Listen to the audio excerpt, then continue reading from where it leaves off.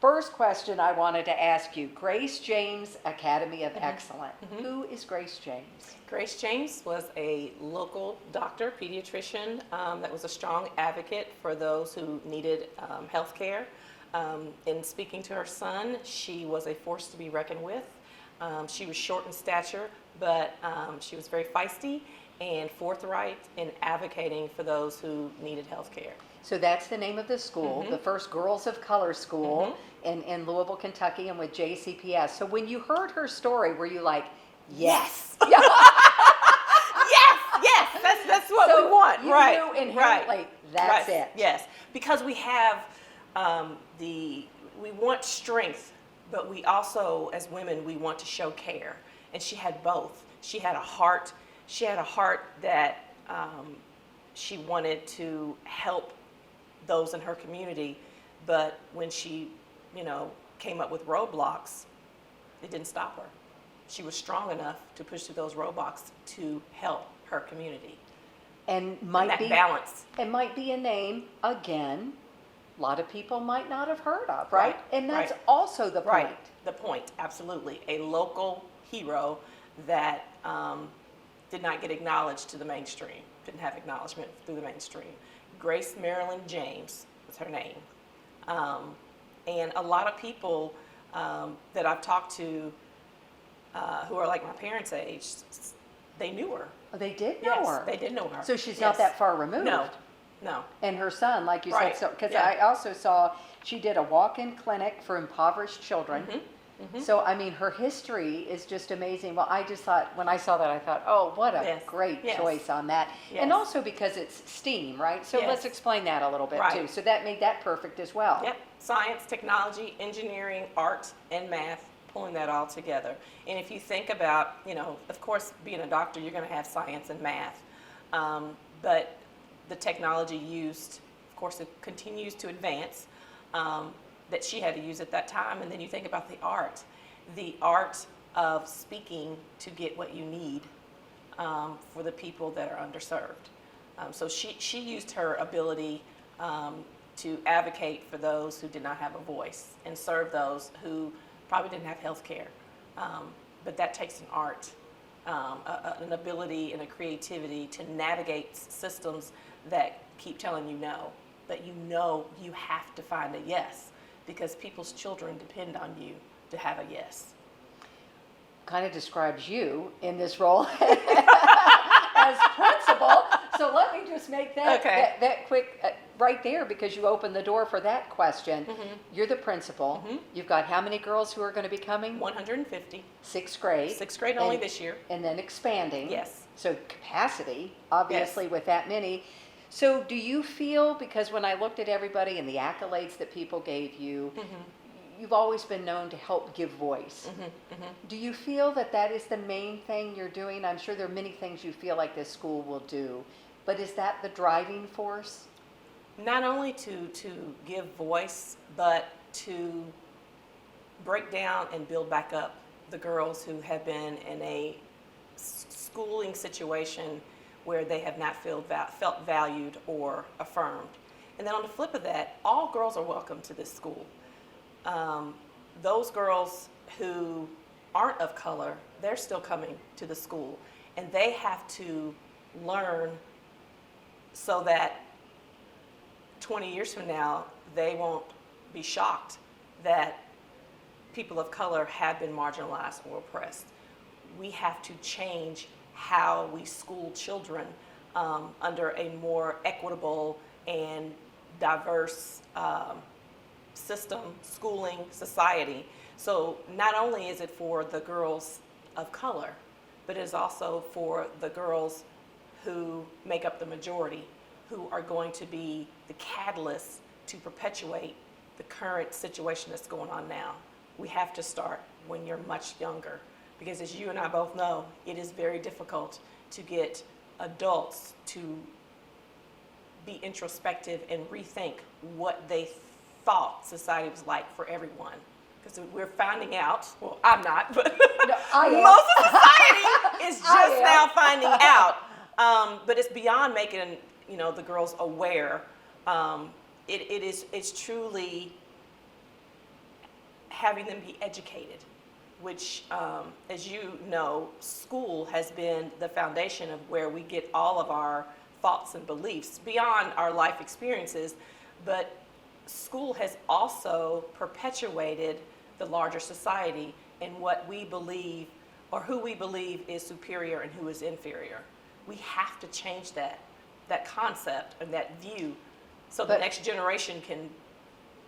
I love, though, that both of color and white or whatever, that it's Yes. really the lesson for both, Both. in that environment. Absolutely. And I've not really heard that said, so I Yes. so appreciate that, because it's to teach that dynamic. Yes. Abs- And unfortunately, historically, the burden of race or having to defend or define or beg for understanding has fallen on those who have been oppressed.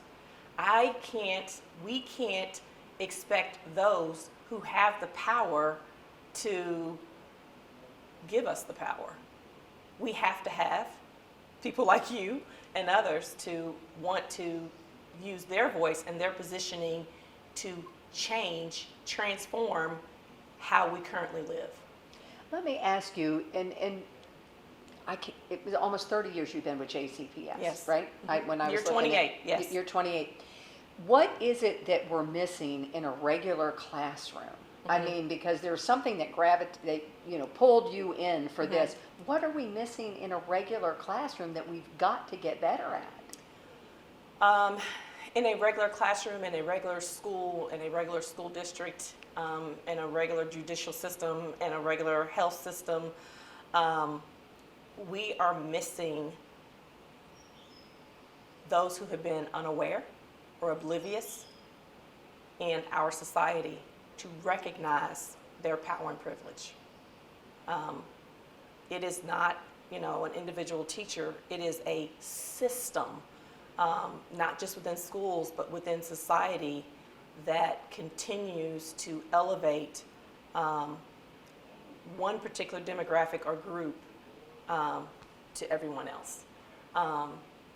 And until those who are in position to make or dismantle or shake up or disrupt or challenge those systems, the classrooms aren't going to change. Status quo stays. Opportunity gap is going to remain. I don't care how many remediation things you add in, how much money you pour in, how many staff members you add in there, until the human element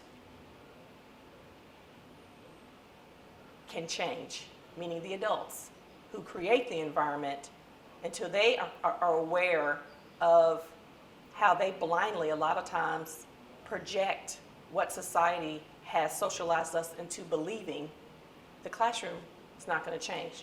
Do you have hope with these protests? Because I'm seeing younger and younger people who seem to certainly get it a lot more Let me than tell you, older that people. Gen Z, they are not playing. No, They are because not. I do see that, and I'm like, man, Wow. that's where Right. change is going to happen. Yes. Gen Z. Watch out for them.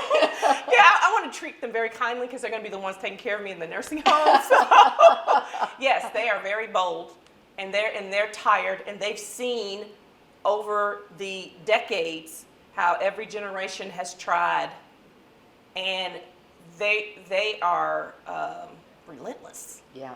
in their pursuit. No, you will see and you will hear me. And if I've got to be destructive for you to hear me, Yeah, the niceties, right. for so long. We've tried, Yeah. we've been nice, we've been polite. We've tried to make you comfortable and it coming to you in a way that is appropriate from your perspective. We've come to sit at the table and came up with the checklist that you wanted. You dismissed it. So now, here we are. So here we are. I don't know why anybody would be shocked, but if you have been oblivious or unaware of the rage that resonates in all people of color because of our lack of access, resources, and voice, well, you're up now. you've been asleep. Exactly. You know, What did I hear a gentleman today with something I saw said, everybody's been hitting the snooze button. No more snooze button. right. Right. Wake up. Let's talk about your girls, which I love. So I went on your website, empowering, activating, and illuminating Yes. gyms. So that's what you're calling the girls, gyms. Girls engaging in math and science.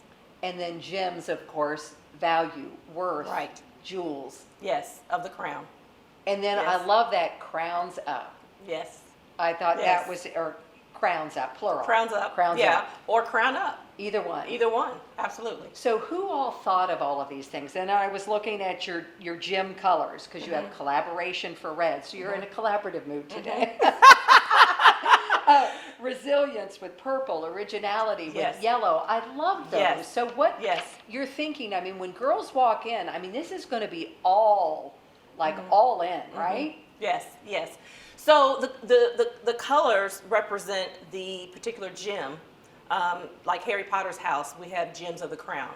And so we, one thing that's very important, because besides sense of belonging, social emotional health of the girls, is voice. And this is not just for my school, but historically, students have not had a voice in the school. We do school to them. We don't ask them what they need. So we provided a survey with them to kind of figure out, are they more of original, creative kind of personality? Are they more with willingness? Because willingness is one of them. Do they show resiliency based on their answers? So based on their answers, they were placed in the different gyms of the crown. All the adults took the survey also, and all the admin will be leaders of each of the gyms in the crown. I'm resilience, so my score landed me in resilience, courage, and we're purple. And I was so glad because I like purple. That's one of your colors. Yeah, that's one of my colors. So it's important that they have a very strong sense of belonging. As you know, especially in middle school, it is such a tough time for girls, boys also, but more specifically girls. And it's a fast track with emotions and intellect, and things are moving at a fast speed. But having a connection with other people, not necessarily adults, not at Right. 11, but your peers. Right. And so the first level of sisterhood, of course, is the entire school. The next level will be the gyms of the crown, spelling out CROWN, and then S is going to be our whole group sisterhood time. But the CROWN, each one of those represents a different gym. And so they will meet every other Friday, and then on the other Fridays we'll meet as an entire group. But even within the gyms, because that's still a large group of girls, we're breaking it down even further to what we call sisterhood circle. So there may be an administrator and then 2 other teachers part of a gym crown. Then within that, those 3 adults will break it out even smaller, so we have 10 or less girls within a group, and we call that sister circle. And sister circle is what traditionally is called advisory time. And so every day, well, Monday through Thursday, for 30 minutes, we work on building up the girls within our sister circle. So you are part of a small group, the Gym of the Crown group, and then a larger school. Wow. But no one is alone. There are no outsiders. There shouldn't be anyone who doesn't belong to a particular group. And then they're going to stay with that adult until they leave our school. And that group of girls are going to grow together and stay together, that group of 10. It's a real sisterhood. Yes, a real sisterhood. And so will the gyms. They will continue to grow and stay together. One thing when you were part of a panel at Hannah Drake and Renee, and one thing in that panel, and it was talking about your formative years in schools, and being in schools where oftentimes you didn't have a lot of people who looked like you. Right. This will change that narrative for these students as well, and why that's so important.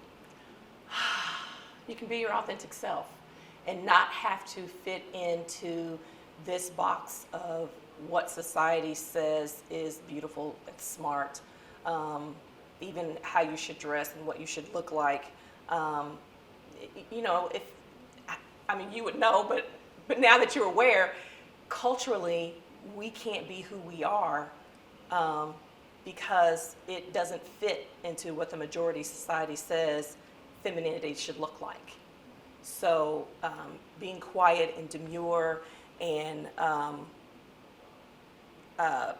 not being your authentic self is what is valued in a lot of settings, And that's gotta especially be the workplace. fatiguing.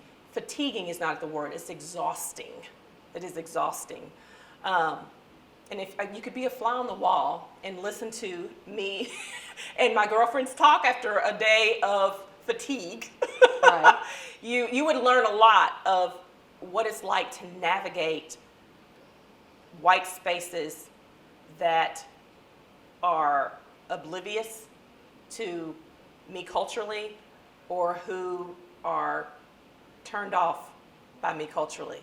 Because when I am my authentic self, I get different reactions. But because my authentic self is tied to, I have a job. So I have to fit into the box that this job pays for.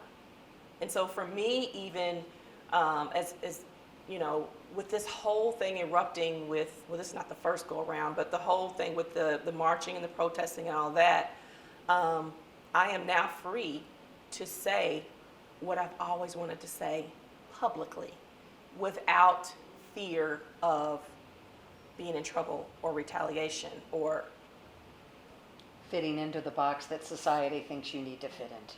yes. So I'm hoping that's freeing. It Yes, it is very freeing. This also feels freeing because my retirement date was July 1. It was a couple of weeks ago. So now, hey. Do you think this is the right time, the right fit, the right place? It just seems like everything's coming together at this moment for you. I also think before the whole protest thing, I was still having to defend why we had a school like this. Which was a question I was going to ask because Yeah. I know Du Bois had to do the same Yes. thing. There was pushback. Oh yeah, we've had calls into the board, demanding to know why we're going back to segregation. And so my response, I never really got to talk to anybody, but my response is always from whose perspective? Whose perspective feels like we're going back to segregation?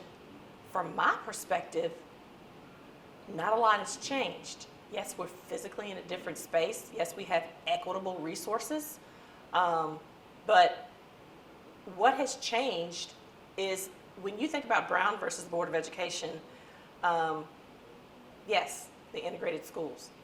But did they teach those people who had been taught their whole lives that African Americans were inferior? Did they bring awareness to them and teach them culturally responsive teaching and about equitable principles and all that? No, that was not even on the radar at that time. If you even spoke up like that, you were a lover of black people. I'll say that politely. So for them to integrate, what happened to all the black teachers during that time? They didn't hire them back. And so that's where, like, your relationships and you being valued in the classroom, it happened. But when you don't hire back the people who can connect to those children and put them in a space where the person who is in charge and who has authority has a very negative view about who you are, about your intellect and your ability in a classroom. And you and I both know no one is born a racist. You are taught that, either implicitly or explicitly, and it is perpetuated by the larger society. So now that the whole world has erupted because of the current situation, I don't have to say anything. You see. Right. You see why these girls are going to be taught through an Afrocentric lens, because no one knows our perspective. No one knows. And it's either, the society has socialized us to have a certain perspective. And for African Americans, we have acquiesced, we have assimilated. but we have internalized oppression. And I think we talked about that on that panel. We've assimilated so much that the hate and the harm that's done towards us, we inflict upon ourselves because we have been socialized to believe we were inferior and we can't do certain things. I mean, the generation before me, The value has Yeah. never been there.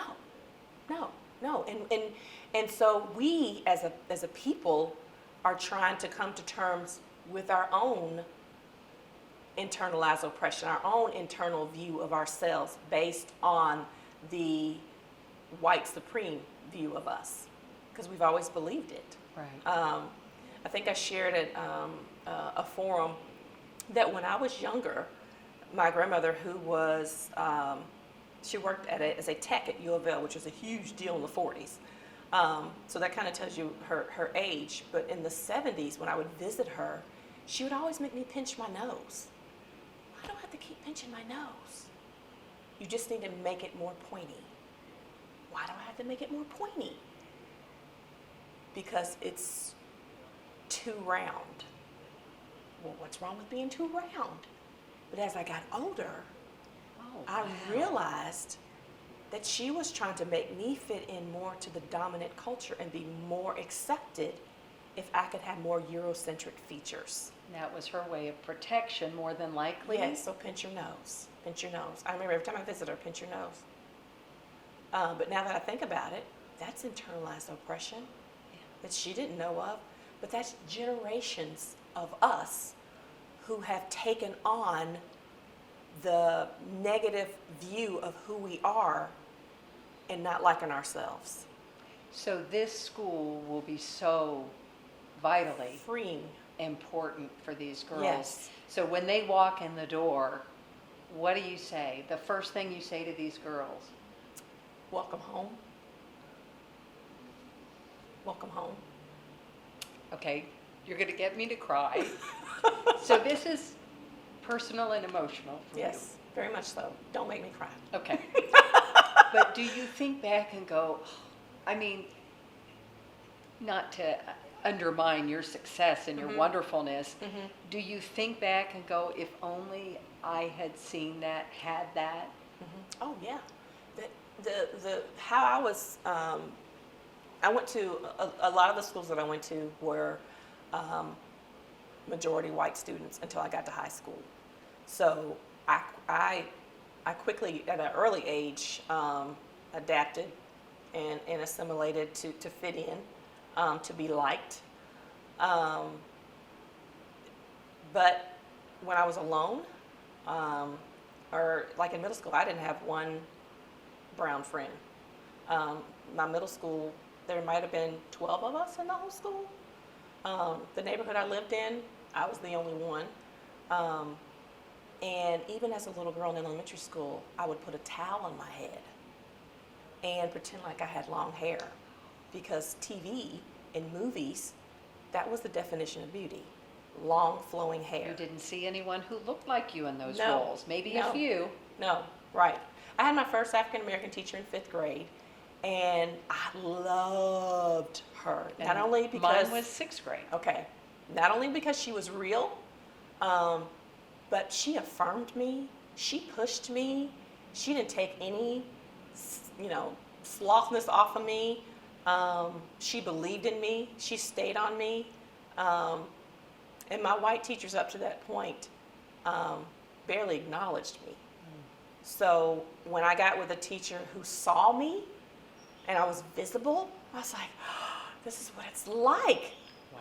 to feel like you belong in a classroom.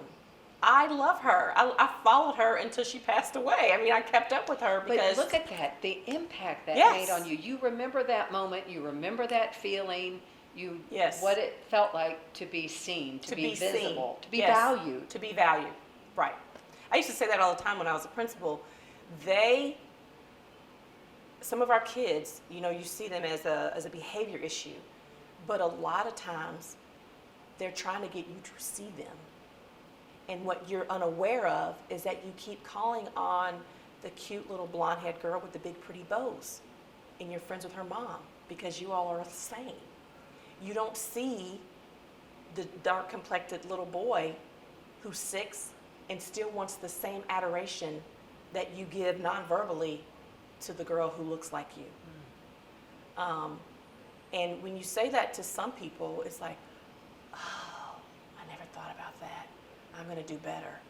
You say it to other people, I'm not a racist. I don't see color. You know, it's that immediate defense. You have to open yourself up to see and to hear. Yeah, nobody's saying you're a racist. We're just saying that you are completely oblivious and you've been in a society that's been the norm. But I don't have time to go deep into that. I've got to protect the lives of those kids whose parents send them to school for me to protect every day. But I have to go through adults who are either open or closed. And that, my friend, is tough. Yeah. Sitting where I sit with the skin that I'm in. And so with this opportunity, I had my diverse staff and hired people who are wide open. Wonderful.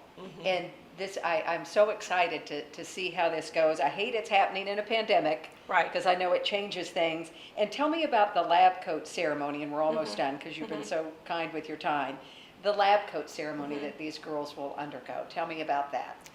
So, because of STEAM, we wanted the girls to be in that mindset as many times as possible. We've really worked hard to partner with outside corporations in the city, like LG&E, MSD, GE, Speed School, and doctors in the city, as well as engineers in the city, so that the girls can see who they can be. And so we were coming up, we knew we didn't want to do a uniform. Right. That is a very much Eurocentric view of what schools should look like and be like. We're all looking the same in our, little uniforms or whatever. And we knew we wanted them to have something that would identify them. The Du Bois have their coat and tie, Right. And so I thought a lab coat, because a lab coat can also be a smock for art. A lab coat can be an accountant in a firm that happens to also work with science. If you think about it, it is no longer, we have our technology people here, we have our math people here, we have our scientists here. When I went and talked to leaders at LG&E and MSD, they work on projects together.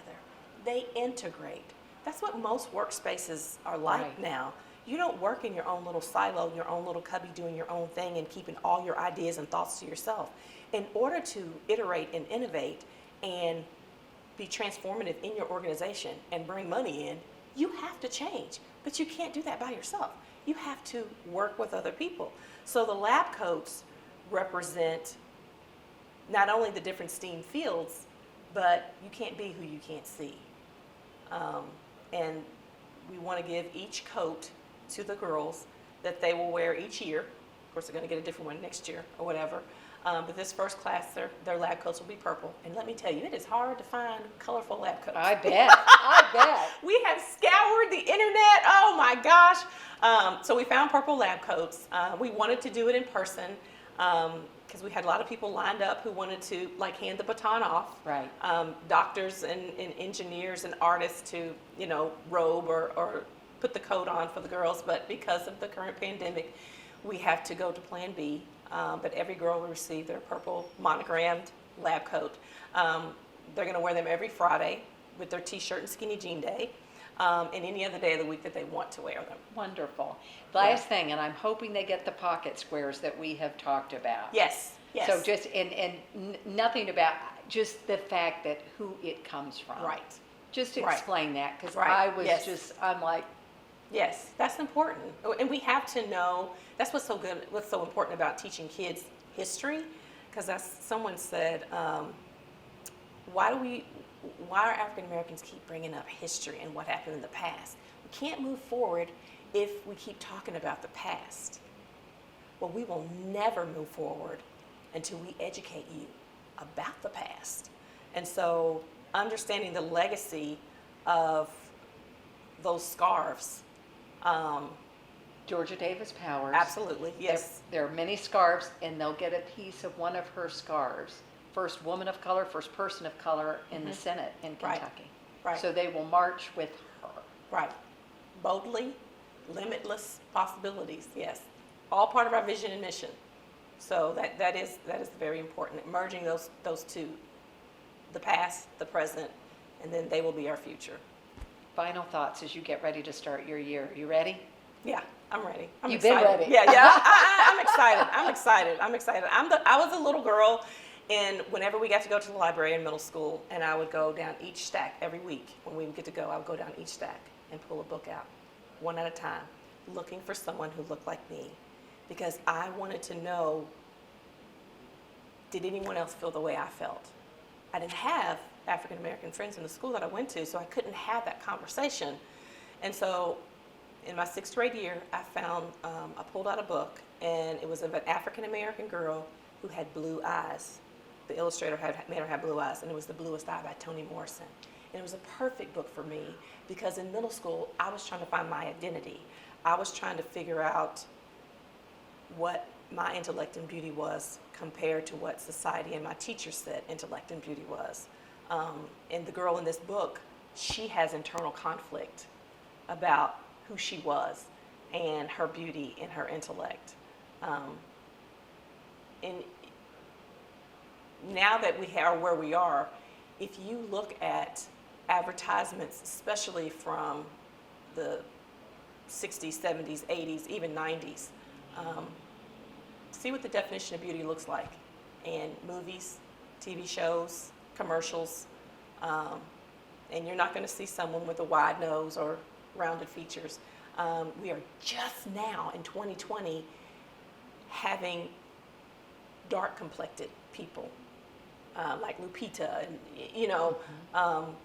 because the lighter you were historically, the more accepting in society you were, and the darker, the less. Because they were in the field, the lighter ones were in the house. But I could go on for hours. But you found that book, and now Yes. in this class, in this school, Yes. like you said, welcome home. Welcome home.